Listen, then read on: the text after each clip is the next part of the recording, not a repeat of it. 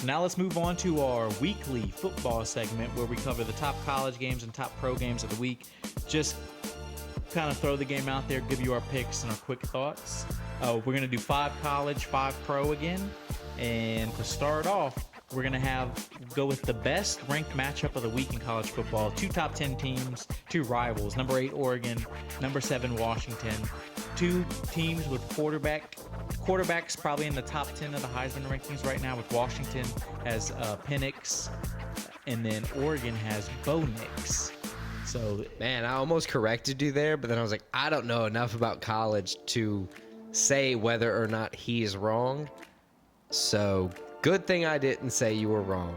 Both teams, explosive offenses, cool uniforms. As I said, this is a rivalry game, so this is going to be an exciting game.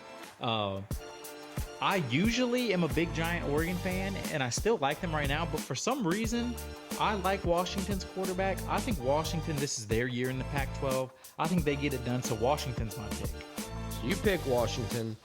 So look, the Washington's at home, right? Washington's at home. So the Ducks are +3 going into Washington, +125 money line.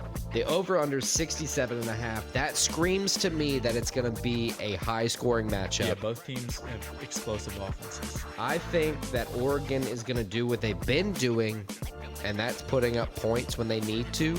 In their biggest contested game, I can't remember the exact matchup. They still won, but it was like 38-30. I think they're going to do that here. I think it's going to be a close game, but I think they're going to just kind of win the shootout. I pick the Ducks. All right, so the next one we're going to move on to is the rivalry game. USC, number 10, taking on number 21 Notre Dame. Notre Dame coming off of a disappointing loss against Louisville where they were the favorites. And they're taking on USC, who hasn't been the most impressive team, but they have maybe the most impressive player, one of them. Caleb Williams. And Caleb Williams. He's been carrying this team.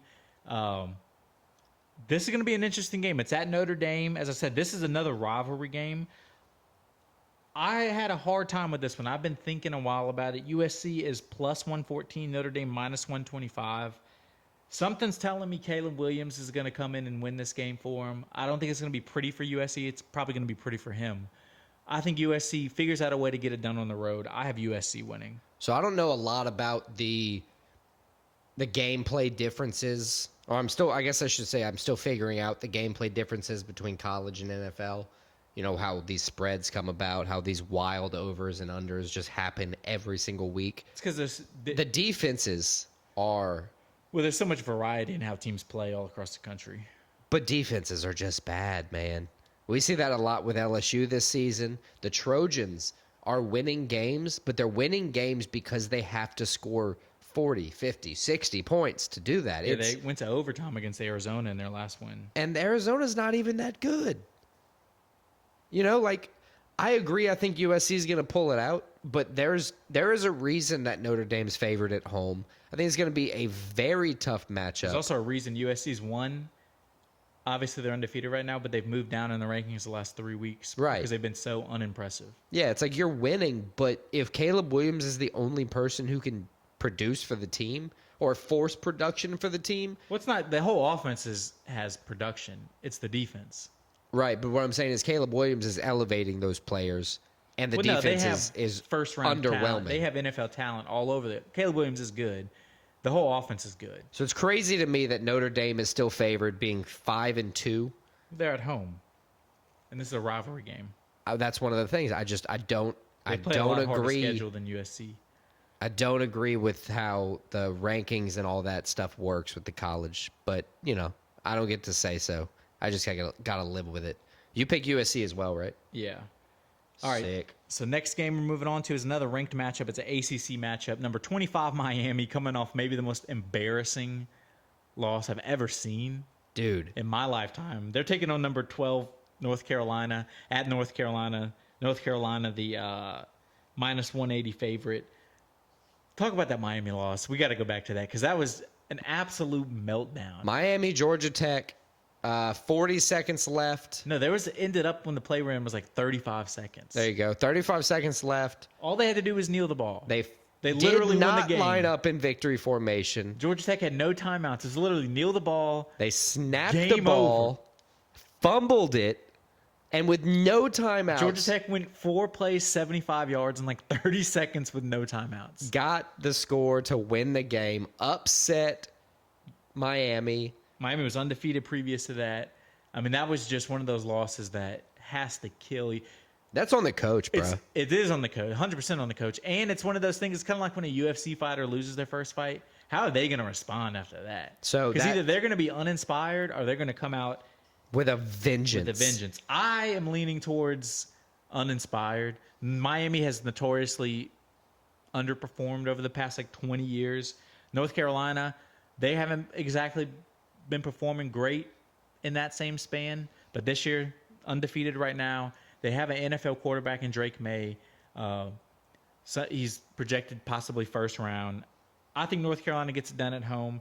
I have the Tar Heels, number 12 Tar Heels, getting a win. I actually think Miami's going to upset the Tar Heels here. I think they're going to do the exact opposite of what you think. I think they're going to come out with motivation because at the end of the day, the players don't have to hang their head and at least say that the loss was on them. Did you see? Well, yeah, they have no faith in your coaching staff. That's not good. Well, at least they have faith in themselves now. Do they? Why would that put faith in themselves? Because they didn't screw it up. The guy that fumbled screwed it up. And the defense screwed it up. Yeah, he probably isn't They still too screwed happy. it up. The coach just shouldn't have put him in that position. I don't understand why, if you're the quarterback there, you don't just, we're going to kneel it because I understand, like, this is what you should do. I don't care if I'm getting benched. Yeah, just a bad look. But anywho, I picked Miami, you picked Tar Heels, so we got to go against each other for that pick. The next one we have are the UCLA Bruins. Number 18. Fighting. Coming out of the red corner, the Oregon State Beavers. Number 15. A Pac-12 matchup for the last time. This is Pac-12 for the last time, not a matchup for the last time. Pac-12 matchup for the last time. One team's moving to the Big Ten. One team's staying in the Pac-12. Still blows my mind that they're going to be the Pac-2. They'll figure it out somehow. Neither team is like known for their football programs, but they're both pretty good. UCLA has a young quarterback who's exciting, but has made mistakes that have kept games close that shouldn't have been close, just like last week against Washington State. Oregon State's quarterback last week accounted for 5 of the touchdowns. I would love to say his name, DJ Ugalele. I apologize. Yeah, God, that's bad. He has a nickname that's easier to say. He was at Clemson and then transferred to Oregon State. He's been playing great. I think this is going to be a great game. Oregon State has a great atmosphere, hard place to play. I think they get it done at home. They're minus 185 favorites. I think they're the better. This is the second year in a row they're good. I think they're the better team. UCLA is still learning how to be a good team. I just think the experience of that, I got the Beavers. I agree. I think the Beavers are going to win. I picked against them last week, and I was wrong. So I think I'm going to ride with them this week. They're favored minus 185, like you said, minus 3.5 on the line. I think they get the job done. Oregon State for the win. All right, and the last college game is going to be number 22, LSU Tigers taking on the non-ranked Auburn Tigers, SEC rivalry matchup. LSU's offense, right now, Jaden Daniels legitimately has the best stats in the nation at quarterback. He's outplaying everybody. The whole offense is outplaying everybody. They have one of the leading rushers in the SEC, but this defense is so goddamn awful. Man, it's crazy, right? Similar to how bad USC's defense has been. Similar to how bad. They did have a good second half against Missouri where they forced a couple turnovers. We'll see if they can at least – they don't even have to be good. If they were average, this team can beat pretty much anybody because of how good their offense is playing. Right. See, the problem is, for me, I don't think it's going to happen the same way, but Ole Miss had no reason winning the game they did against LSU. Just like Auburn has no reason to cover. But to cover, yeah, because Ole Miss is a way better team than Auburn. That I was giving a kind of edged comparison.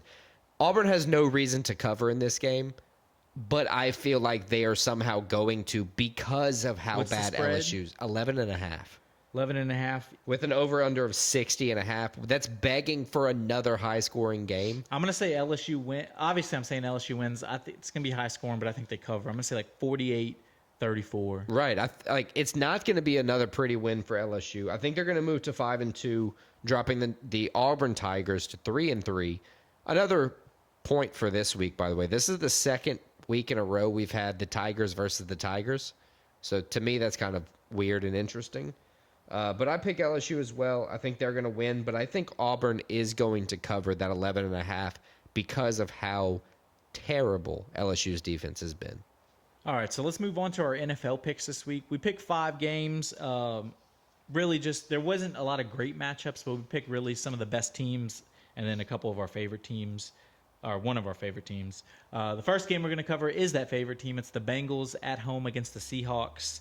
Bengals coming off their best performance of the year. They beat the Cardinals. Joe Burrow and Jamar Chase seem to finally be on the same connection. Yeah. Jamar just torched. I wrote down that Joe Burrow connected with Jamar always open Chase. Did you see what he posted on social media? Was it a 7-Eleven? It's just a 7-Eleven. That's all it was. Well, look, if you're going to talk shit in the press conference and look, say like, man, I'm sorry, but I'm always fucking open, like throw it to me. At least Joe Burrow hands you 19 targets. Jamar Chase handled him. 15 receptions, 192 yards, 3 touchdowns. Absolutely torched the Arizona Cardinals last week. And I think Seattle's a good team. I think they're 3-1 coming into this. 3-1 coming in. You're right. 3-1. I just think the Bengals are. I'm hoping this is where they turn their season around. They're 2-3. They still have plenty of time. They're only 1 game back in their division. I have the Bengals winning at home. I think Joe Burrow, Jamar Chase continue their connection. I agree with you there. I think the Bengals are going to win. I think Geno Smith's been playing more like a game manager this season as opposed to his kind of like breakout, weirdly, late breakout last season where it was just unexpected. He's playing more like a game manager, but the team's still going to get a bunch of wins this season.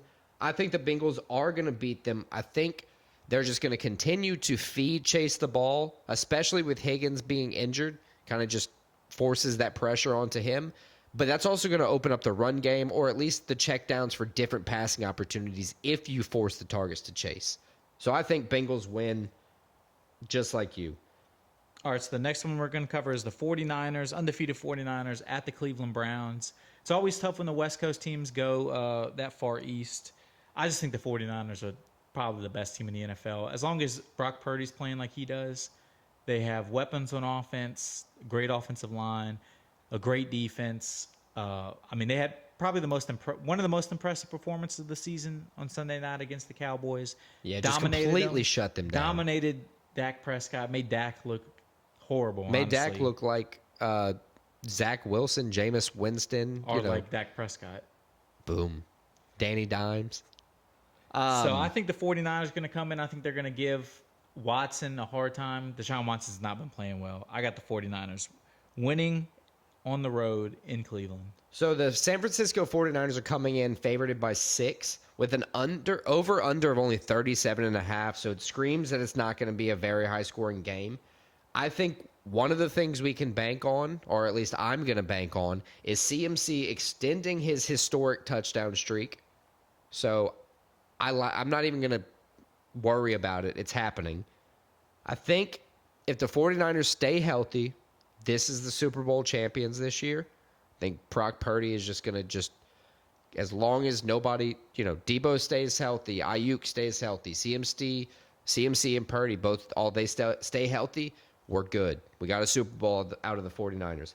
I think they're going to win, but I think the Browns are crafty enough to cover this 6-point spread.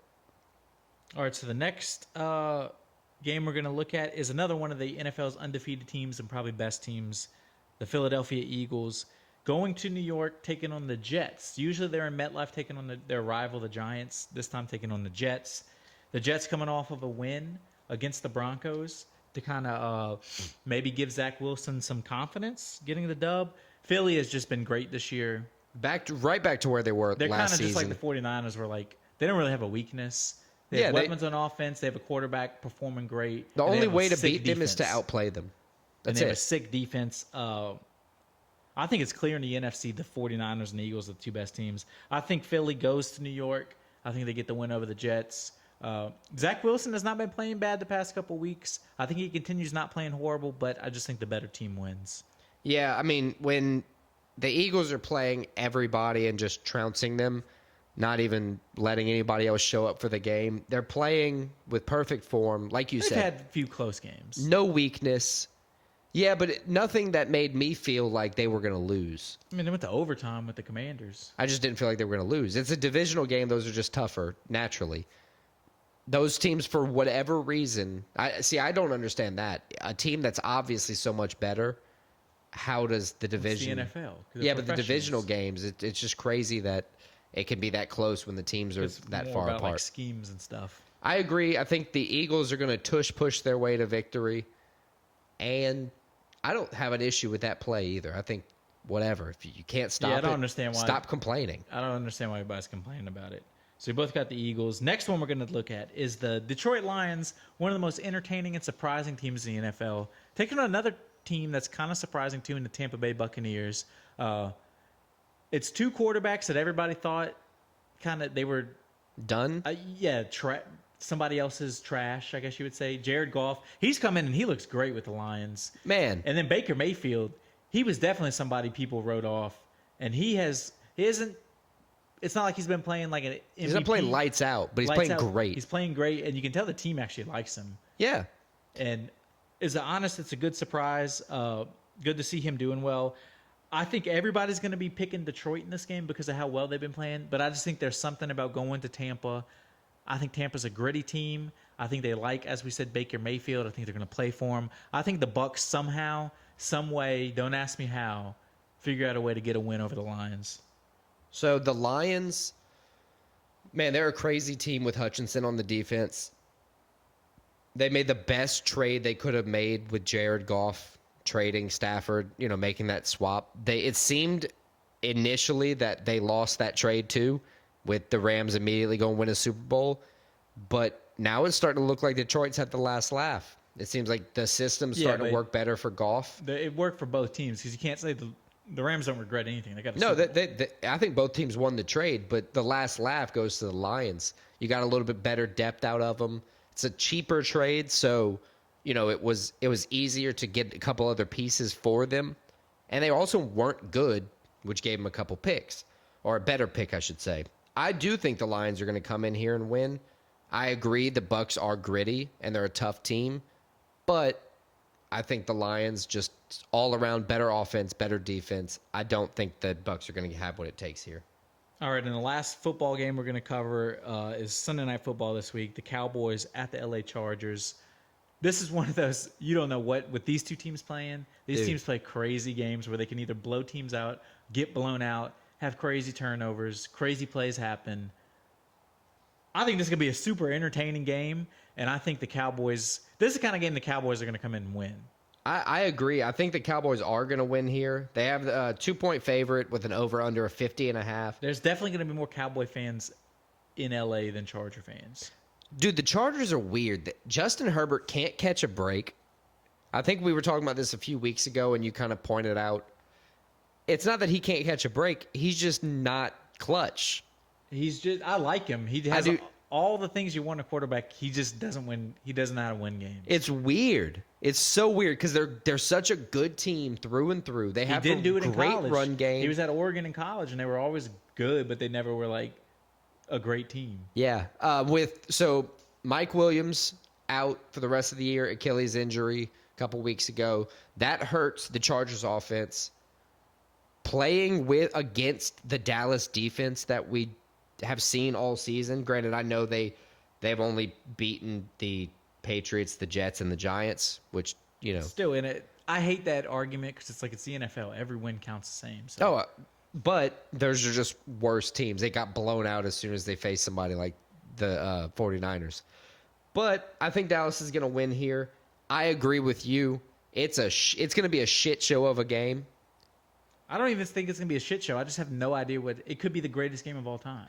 Yeah, I think the writing's on the wall here for it to just be like a total combined 6 interception game, but also 7 combined in the air touchdowns.